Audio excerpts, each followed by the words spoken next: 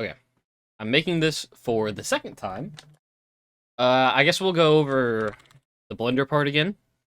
We'll do, I don't want to show Juliet off like I did in my other one, because Juliet kind of has some parts that are kind of different than every other character, because she was like she was made a really long time ago compared to everybody else, so she's a little bit different. Okay, after you get your model put in and everything, we want to append, so go over to file and then append that all of the strikers thing that I have in my Google Drive. And if you click on it after you do that and press node tree and then OS, so basically like you're not going to see anything 'cause it's not actually like an object. But after you go in to the materials tab down here, you see like all these are materials for Asher, which basically just like correlates what texture files go into what. I'm gonna open up this. This is Shift plus A, and it gives you like your little like search menu to add stuff in. Basically, just this same menu right here to press add. Shift A. So we're gonna put in a image texture, and we're gonna put in OS. And OS was the thing from the node tree. It's basically just like a little group, or like a node, and connect the color to the main texture, and then the color to the surface, like normal. Then after that, just go to your exported texture files. Oh. So since I'm doing the default one right now, we're gonna need the body, coat, the hair, the head. I'll show the shield off too, and the zipper. So basically, the first part of the name is the only thing that matters. So like the head right here. This one says zipper right here, so that's gonna be like the zipper file. This one says coat. You can see right here. So basically, like we're just looking for that little name at the start right here. Head, correlate to head, means gone into the right place. You have it like on a different thing, you'll see like it's mapping to wrong textures to different things. Okay, so just take this, copy it, press the next material on this tab over here, delete. Oh, hold on, didn't copy it. Copy, paste. You delete stuff with X, by the way. Okay, and then we're gonna change it to the zipper. Next one. Oh, and usually I copy the ones that like have a lot more to paste after that I don't have to keep it, so I'll just copy the coat one, put it all the coat ones. Two, back up, head, that one in. Last one I think is body. It's just a lot of spam for the body ones. So copy this body right here for metal, body cloth right here, body leather, body skin, and the hair is just one singular.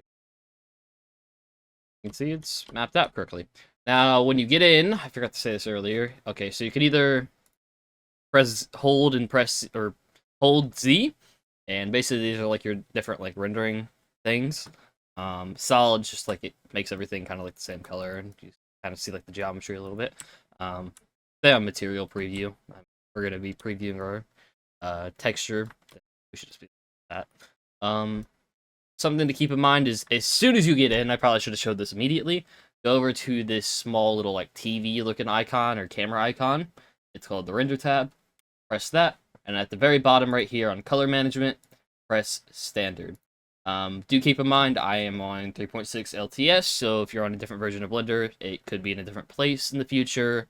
I have no clue, but I like using the LTS for 3.6. I think the shader too only works with the um, 3.6 build. Basically, the texture just kind of gives like that rim lighting that you want. You can kind of see it right here. That white lighting is disappearing. I think it just makes it look a lot better. A lot of people use it in their animations too. Okay.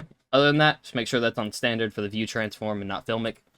After that, you got your model set up pretty easily, pretty fast. After that, press the UV editing tab, and it's going to open two windows right here. If not, then see this little arrow thing when you go to the left of like, very left of like windows. They'll have like this little crosshair that'll pull up. Basically, if you drag it out, you can duplicate like a window. I would suggest doing that for this. And if you want to get rid of a window, you like hold the other one, make sure it slams into the other one and gets rid of it. Okay. Basically, with this, you want to be looking at this little top search bar right here up top. Basically, this is going to let you transfer between all the textures that you have that you loaded in. And this is important because, make sure this is on material preview. Hold Z, or you can scroll over to the side and I also have a keybind set to this show overlay button right here. You can see it's kind of toggling on and off that I'm pressing. I would suggest probably adding like a keybind to it. Super helpful because it'll hide the vertices for you and everything to just kind of zoom in and look at it and then go back out. Hides the bones and everything. Super useful, gets rid of the ground, everything. I love this thing. I use it a lot. Other than that, go to the material tab. And basically, this new little thing is down here at the bottom. Basically, you got assign, select, and deselect. The assign is basically if I make the skin be assigned to body metal. Now, if I try to select is going to select all the vertices that were mapped onto it.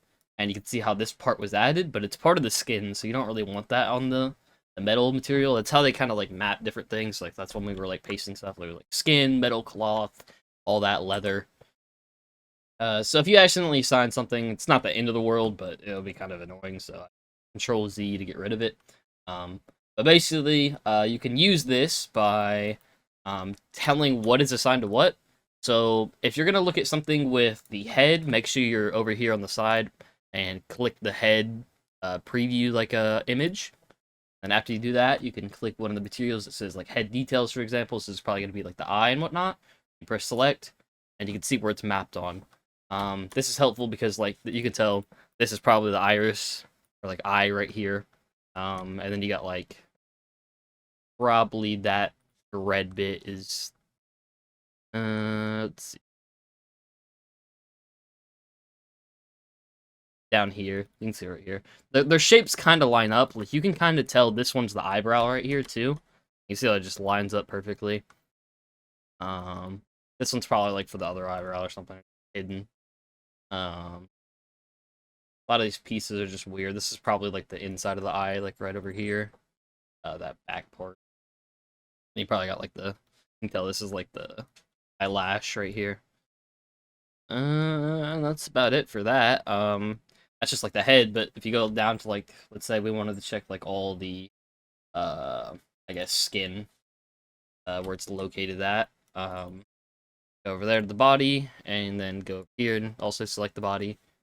Select. Boom, you can see everything that's mapped onto it. Really easy to just see this already. Like, you don't really have to look at the skin. You can also do your show overlay thing over here, too, to get rid of it and look at it again. You see everything's mapped to where... I don't really do, like, this select thing a lot, unless, like, I'm trying to get, like, a general feel for what I'm looking at. Usually, I'll just manually select stuff, like this, and you can kind of see where it's appearing at. I also would suggest having... over here at the top left over here, you have select modes, and basically it's like vertice mode is clicking on these black dots, and then you won't be able to see the black dots like be selected over here. Like you can see like they're not being selected unless like you select 4 that make up like a shape, and that's like the square right here. Kind of annoying to have to select like a lot of things before you even get to see what you're looking at. So I would suggest don't even worry about edge mode. It's kind of like almost similar, just a little bit more annoying to be honest. But the face mode is super helpful because you'll select basically the shape outright, and you see that's like a lot easier to track what you're looking at. You can add to your selection by like, let's say like I wanted this, and then I also wanted to check over here what this was. But if you do that normally, you'll see it'll just disappear like the old selection. See, maybe I wanted to keep that over there. Just do shift and then hold and drag and click. Add to it. Adding and adding and adding. And just click away if you don't want to use it anymore. Pretty simple stuff. I just use this like, let me check where all this is. And it's really hard, it's really easy to like see this stuff outright. It also is like a good note to keep in mind. Like, let's look at the coat real quick. Like the textures aren't all used. Like they leave a lot of space, like open space, to see or like to wrap it correctly. You can see how much like orange there is on this coat right here. Even though this inside of the coat ends, it looks like it ends perfectly. It has like a lot of extra space that they never filled up because they didn't really need it. It was just there to make sure like it wrapped on correctly. And you can also like see like this is definitely the easy to spot. This is the outline of like the inside of the coat. This is like the inside right here, or the outside. My fault. This one's the inside, and that one's the outside. You can see by just looking around, pretty easy. Um, Also, keep in mind that um, you can move the UV wraps. Basically, like lets you like see stuff. Sometimes this is helpful because, for example, it's like select the cloth and go body real quick. Um, let's select the metal. Like so, like this might be like a little confusing to look at. You know what I mean? So basically, like select all of these, and you can also change it to like different selection modes. So you can have like the face select over here too. Super easy to click all these. And you can press G while you're on this side and move this around until you kind of see what texture's kind of messing up and moving around. I'll just kind of like be looking at the model, keep moving it around until I see what kind of is like doesn't look right. You know what I mean? Just to make sure you know what you're looking at, and you can kind of see it's like right here. I already knew where this was because I was editing the model earlier, but you can see like it's moving around the texture into like different places. And just Control Z it back to get it back to the original position. And it's like, well, what is this? I have no clue what this is. I'll just keep moving it around until I find it. Maybe it's like the under part of like the hands. I actually have no clue what this is. Yeah, it's probably like the underneath part. Really hard to like kind of spot some of these. I would never just change it anyway when you're in the editing software. So yeah, that's like another way you can kind of check what you're looking at. But usually like a lot of the stuff that you're going to be seeing, you can kind of over and check what you're looking at. I'd suggest editing one piece at a time. So like basically only edit things that are on the body one piece at a time. Only edit things that are on the coat one piece at a time. I'll kind of show what I'm talking about, but don't try and edit pieces on the body and the coat at the same time unless you're trying to get like some kind of look going. Uh, just wouldn't recommend. A little bit of a hassle. Down. Um, that's about it for the model previewing. Just keep this open, reorient yourself, and just have this ready to be used. Other than that, we can go ahead and open Photoshop, and I'll show. Okay, for this, I'm gonna use the coat to start off. It's a little bit easier. Okay, so I'm gonna start by showing this immediately. The textures, when we exported them from Fmodel, I don't know if it's when we exported from Fmodel, it's just how they normally look, but they're kind of like there's some dead pixels somewhere. Like you can kind of zoom in, you see how like you can see through these. They're not all fully like colored in. You can just fix this by duplicating the first layer, and we do that by pressing Alt, clicking, and then dragging either up or down. Go up. Yeah, it disappears immediately. Do Control Z, Control C to kind of see it back and forth. Basically, that'll fix the dead pixel problem. Pretty easy. So always during the project, make sure you have two the base image just at the bottom. You can also make a group of these if you want to.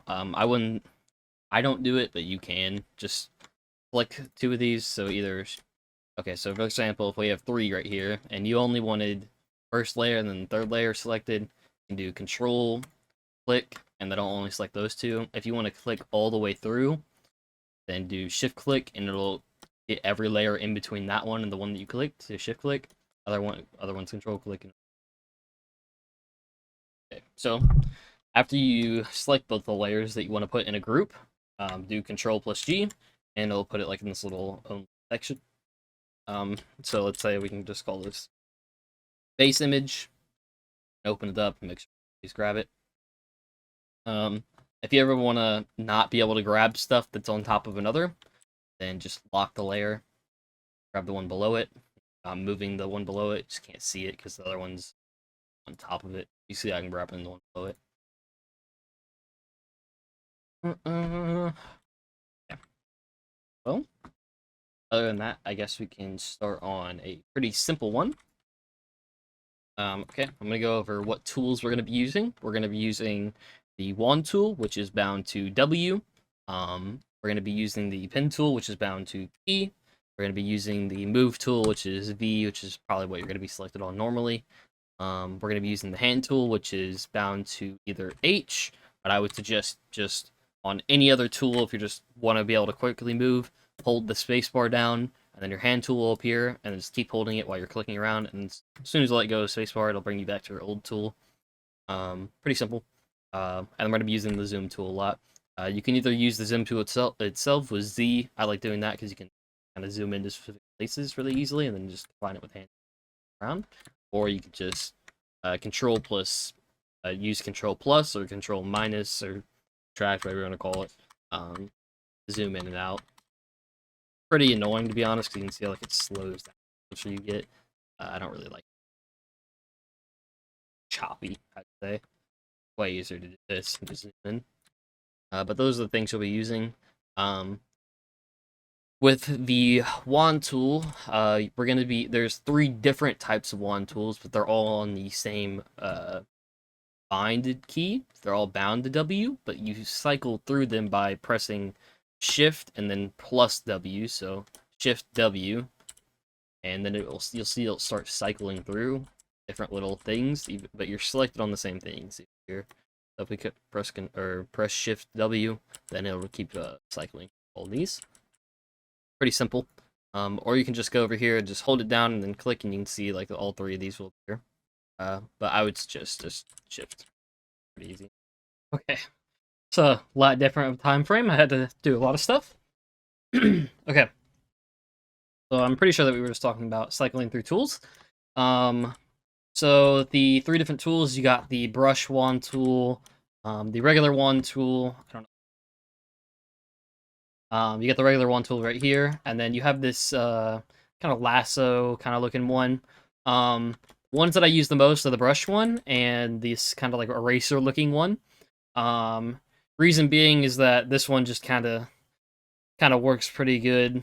The brush tool gets it pretty well, but the lasso one is very special because it kind of is super inaccurate. Out of all the ones, I don't use this one a lot, like, at all. Very specific uses. I don't find myself, like, ever actually using it, though.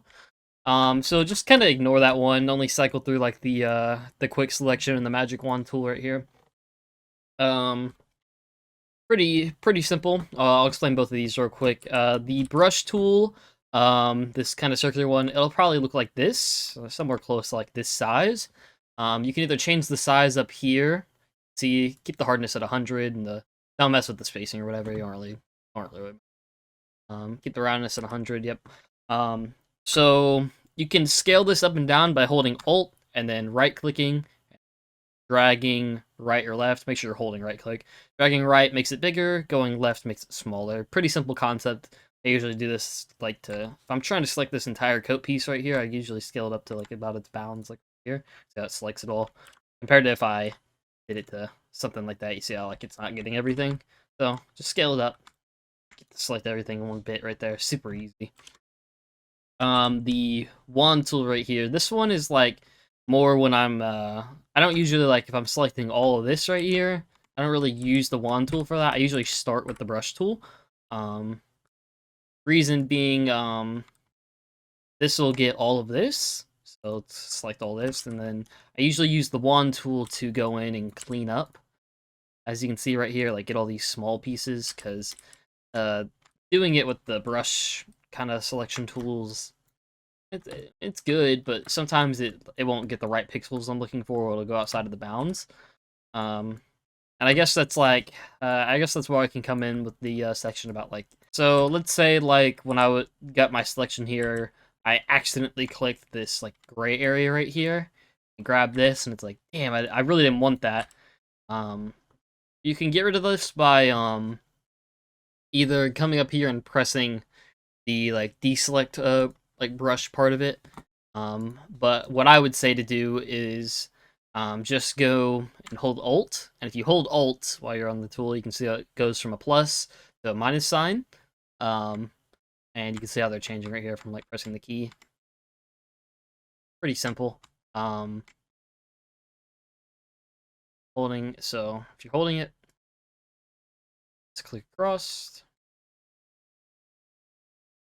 Mess with it. Is right. See how it just gets away. Obviously, if you're adding something, hold Shift. Usually, like, it won't be selected on this one where it's got no symbol in the middle. I have it on the second one to just constantly add instead of making a new selection because I see the old one. So I'd say keep it like on the second one. Usually it's already auto selected to it though, but if it's not, just press or hold Shift and that adds stuff. Pretty simple concept. Same principle for the other one. Usually it's selected on the default like this, and it's the thing.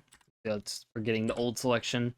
Make sure you're on the second one, the two squares that are kind of filled in. That's called add to selection. Obviously, it's going to add right here, so like add that, or you can hold Alt and get rid of it. Same concept, holding Shift, add stuff, but usually I just have an option to add. Pretty simple concept, pretty easy. I guess we can also talk about like deselecting and inverse selecting. Inverse selection, or not inverse, let's do deselection first. So deselecting something or a selection, you can see right here, if you come up to the select tab, you can see deselect, and it's Control D. You can do it from up there, or you can just do the keybind. Basically, that just anything that you're selected on with these like lines outlining something will just go away. Pretty easy just to clear all your selection. Pretty simple. I use that when I'm just done kind of editing a piece. I'll show you what inverse selection does. I hid this other layer real quick so I can show this. So if I delete right now, like the stuff that's within the bounds of my selection, you'll see it gets rid of this piece. Now inversing our selection, which you can see right here is up in the select tab once again, the inverse. Control Shift I. So if you Control Shift I this, you'll see the bounds of like the pieces are kind of like on the outside now. You can see how like these lines are kind of coming to the inside to this right here. Basically, this means that everything except the piece that we had selected is in the selection.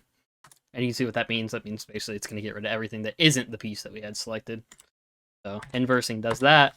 You'll usually be inversing your selection a lot when you're doing this, so usually you'll want something like this happening. After that, you can just deselect. That's just an example of what inverse is and deselecting and whatnot. I guess we can also, talk about the pen tool real quick. No, we'll talk about the pen tool later. I guess let's since I've showed like all the selection stuff, I guess we can go ahead and select this coat piece that I'm gonna give an example of. So usually I would start out by obviously getting my brush tool, that, and if I want to go in and I guess scale it down a little bit.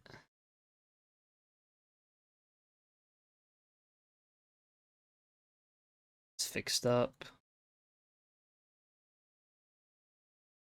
I'm not gonna go super precise since this is an example, but if you're doing it, obviously you want it pretty precise. Okay, I think that looks quite all right for an example. Okay, after that, make sure you duplicated a piece over here. I kind of did it without saying anything. I duplicated my like base image layer right here. If you want to, you can hide your previous layers, or you can just hide the group right here. See this one right here. If what you want to do is after you have a piece that you have selected, you want to inverse your selection. Make sure the bounds are kind of like on the outside right here, and then delete. And then you should have only that piece right here. Now, don't let go of your selection yet. What I do right after I get here, I go down here to this little icon, and this is where I'm going to talk about grad maps. Basically, we're going to click this little half circle, kind of fill it in an icon. And you see right here, the second selection is gradient map.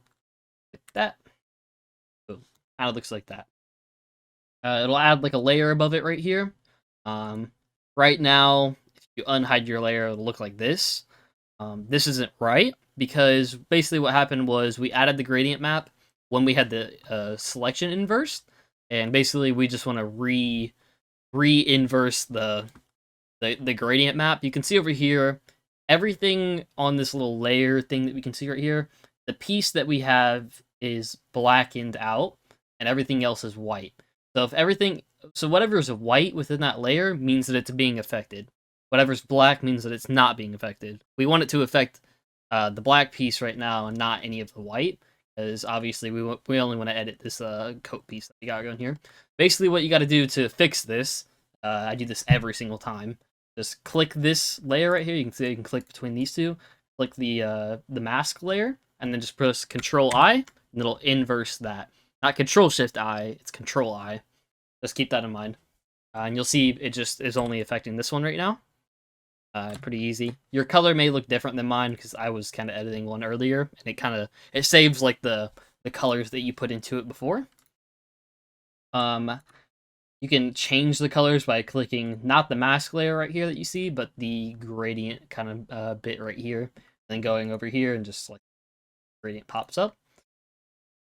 Pretty simple concept. A lot of people will make sure this is like only affecting certain things. But I don't really do that because you can kind of have a mask that'll pop it every single time. And you may be wondering also why like I left these gray bands in is because you're going to be making a piece of these anyway to change their color in the future. So we're just going to overlay a piece of this eventually. So let's just do that right now. Let's put this above it all the way at the top. So this isn't affecting it anymore. You can see I can just unhit it. Put this layer above it and we just have basically the base image again. So let's just grab these bands real quick.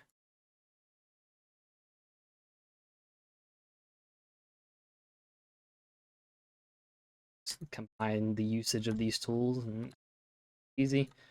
We can forgive me, my Photoshop just crashed, okay. Basically I had this selected just a second ago. Very frustrating. Hold on, let me reselect this. After you got these two little pieces that you don't that you want. You can also get these triangles, but I'm not gonna bother. I don't really care for them. I want the bands to be a different color. Do Control Shift I, and you can kind of see the lines kind of like get bigger. Yeah, they kind of like increase in size. Inverse it. You can also see the bounding box is all inside right here. And boom, yeah, you got these overlaid now. Mess with these values yourself. Keep that selection, then same thing, gradient map, and Control Shift I immediately. And there you go. You can change the color to see how it's different. Show you it working properly. Color, let's see. Pretty simple. Make sure you, in certain circumstances, maybe like if you activated yours, it'll kind of look like this. This is wrong because this is making shadows lighter and then making highlights darker. You can kind of see if I hide this gradient layer. You see how this piece kind of like there. This piece right here is getting lighter when it shouldn't be that way. It should be darker. So what we're gonna do is you want the black piece to be, or the black color to be on the very left. How like rules it here. Make something lighter like this. You can just drag it over. This piece in the middle is just kind of, you can see it like makes the intensity a little bit bigger.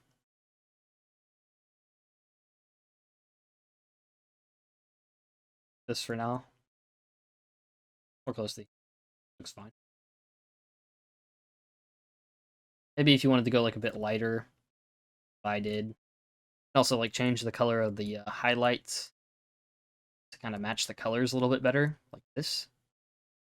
Wanted like you wanted the highlights to actually like or shadows be kind of reddish. That might be. But you can see like I'm just editing the values here to get something that I want. Up to you, whatever you want to do with it. Other than that's pretty easy. In some circumstances, I don't know if it happened here. It did not happen here.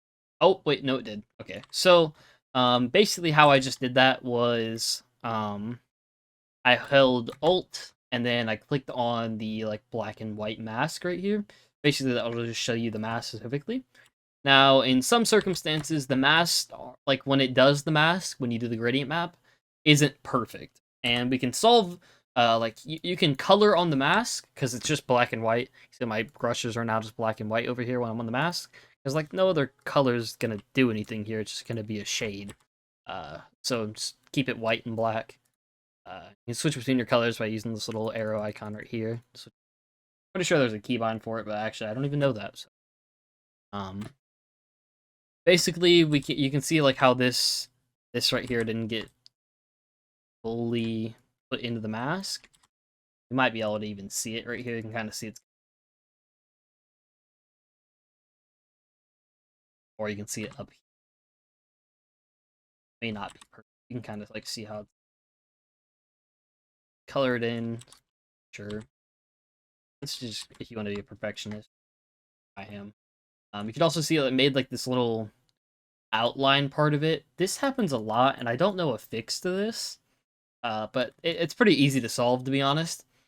I'm going to show you how to do that real quick. Hold Control in your keyboard, and basically you'll have like this little nothing. Your mouse won't really change or anything, but after you're holding Control and you hover over any of these layer pictures right here, you see all this little like box things kind of appearing next to it. Now I would suggest clicking the layer that is the piece of the mask below it, and in doing so, you're going to get a selection of it again. So if you ever deselect on accident, you can always just come over here and then click this, and it'll fix for you. You'll be able to get the selection again. Now this is useful because the way that selections work is that if it's not inverse, then you can only... Oh, I think it is inverse. Oh no, it isn't. So if it's not inverse, then it's only going to limit you to inside of it. I can't draw outside of here, so if I get white, so theoretically if I like hold right here and keep going across, white should appear here, but it's not, because I'm only selected within this bounding box right here. But if I inverse right here, you can see I am able to draw on the inside, but I'm not able to draw, or I'm able to draw on the outside, but I'm not able to draw on the inside. I have black on my brush right now, and I can't draw in here at all. It's not letting me because I told it to not let me to. Now this is useful because if you're just on regular and you want to be able to draw on anything, let's say like I wanted to scale up my brush to be super big, let's go like the hard round brush, a little bit easier to use. So you can see, even if I accidentally click outside of here, it's not doing it. You can just kind of scale up your brush and look for things that are out of the ordinary or like that's not fully colored in, and then once you want to get rid of like this outline piece out here, just Control-Shift-I, inverse your selection, and then switch to the black brush, and then just kind of go across the edge. Make sure this doesn't affect anything. Now the problem with this is that you can kind of see like, it's only affecting like the pixels that are like really close to it. You see it's kind of like affecting it a little bit. Brushes aren't very accurate, like on edges, so you might have to like kind of fix this up a little bit to make sure kind of kept to white a little bit. But you don't want to scale the brushes up so far because you'll see it'll add this edge back if I do this. Do that. So just kind of trim the edge, not try to hit the outside as much. You can kind of do it a little bit, but kind of keep that in mind when you're doing it. And that's just how you clean up a mask. Sometimes, like, for some reason, like, even though that you didn't have a selection on, like, a piece that was kind of, like, maybe, like, right here, there might be, like, a small little circle, even though it wasn't there, and then it'll, like, be, for example, like, there'll be, like, a little small white piece, like, out here, and it'll be messed up, like, it shouldn't be there. Go into the mask, get rid of it, color a black on it, and then go back, and it'll be... Because if there is, like, a piece that was on it, you'll see, like, you'll definitely notice it immediately if you go back. See how this... Get that red gradient that's flowing through it. You don't want that. So, get rid of it. Clean that up pretty easily. After that, you got your little piece done right here. Pretty easy to do. This might be like an example here, like the mask kind of messing up. See how like if you see how it's kind of pixelated, the edges are a little bit messed up. Probably should have used this one as the example because it looks like it's kind of messed up pretty bad. We can go in, just should recolor all over it. Other one, fine. Messed up, pixelated too. You see like how even these aren't selected, but they're still messed up out here? Like that doesn't even make sense. So inverse the selection, black, and just it's up. Selected. After you do that, right here, got some like pixels also affecting on the other mask. Like red, I can kind of tell this is from the other mask. It's up real quick. You don't have to go into the thing to actually like mess with the mask. You can just kind of assume it's kind of affecting it. Stuff. Pretty fine. Edge is a little bit messed up, but also remember that this coat isn't using all of this, so you don't really have to actually get all of it. You see like how this orange is all left out here, so these edges really don't affect anything if they aren't colored in. Maybe like these right here, like pixels are a little bit messed up. You having like a off like the red.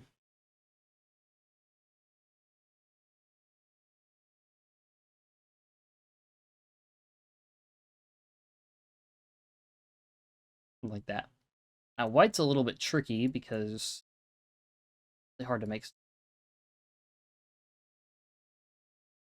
Yeah, like this kind of makes pixels that aren't supposed to be that brighter. I found just kind of making like your own little new layer above this, and then just kind of making like an outline. And this is where the pen tool comes in. Actually, is shown next. So let's make like a new layer. Add a layer about. And usually, what I do, there's a keybind for it though. To control shift control here. Up to you, whatever you want to do. After that, you can take the pen tool. This is where the pen tool actually becomes super useful. So let's make like a traced kind of path of this outline. See right here. Now you can curve stuff by if you instead of clicking down to it like this, you can hold it and then kind of move it to curve. Try to get it as close as possible. See, this is where the curve's useful, so you can kind of get it. Looks pretty good. After that, there's this paths kind of option down here. You'll see when you made like a new path, it made this new thing called like a work path. Now before we do anything with that, your brush matters a lot to this. So this is basically how I create outlines very easily. I would suggest putting on the hard round brush. You'll have the soft round and the hard round. Usually the two brushes that I use the most. But I click on the hard round brush. Make sure that one's selected. Make sure opacity and everything's right. And scale it down to the very like 1 point. So make sure its size is on 1, and then have the color of the outline, which is we want black outlines. So make sure your first color in slot is selected, and then go down here to your work path, right click, press stroke path. After that, you want the tool to be selected on brush because that's what we want it to simulate. I don't have this thing for simulate pressure. We don't want that. Press OK, and you'll see it added like this new like outline that we just made on this layer for us. And if you want to make it even darker, add it again. It doubled the stroke of it. Super dark. Sometimes what I do is I just lower down the opacity a little bit.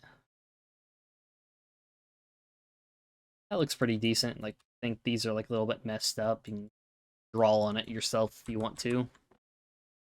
Up to you, whatever you want to do. Now we got this outline. You can just call this outline if you want to. And now we also want to make a new layer again, because there were these pieces that I wanted to get a different color. We want to make these red, because they kind of match this color that we had on the outside going on. So let's take the pen tool again on this new layer. This, and just kind of follow the path this one. Keep it on 1, and then let's say we want it to be color. Did we want it to be? I get the same color. You know what I mean? Just get the eyedropper tool to do it for us. Go to stroke path. It's red now. Either come over here. A bit darker, you can do that too. Pretty easy. I'll keep it all. And then we want to get rid of the path. Do that. You can either just press on it, press delete. Come down this trash can. Follow this again. That.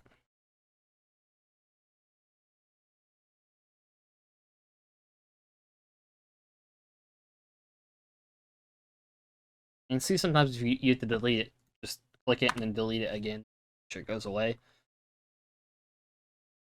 Like, sometimes you might have to come in and kind of fiddle with it yourself because it messed up. Just take, like, a white color. Or you can just take the eraser. Get it to match a little. That looks pretty nice. I think that looks nice. And we made sure to do this, the red lining underneath the black lining, because we don't, like, if I come above it, see how this red's kind of coming above the outline now? Hide it below it. All of it, you can just some of it. Go in with the other layer, fix the outlines to actually have, like, the black right here, so it's covering it. See?